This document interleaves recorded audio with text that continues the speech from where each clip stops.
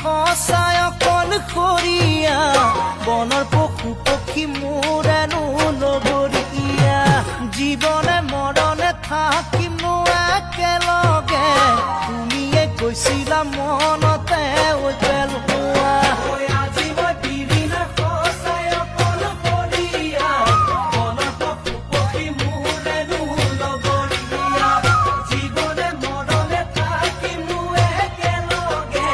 তুমিয়ে কৈছিলা মনতে পেলোৱা শুন বিৰিণা জানো তোমাৰ কথা আগত গছত তুলি পাছত গুৰি কাটা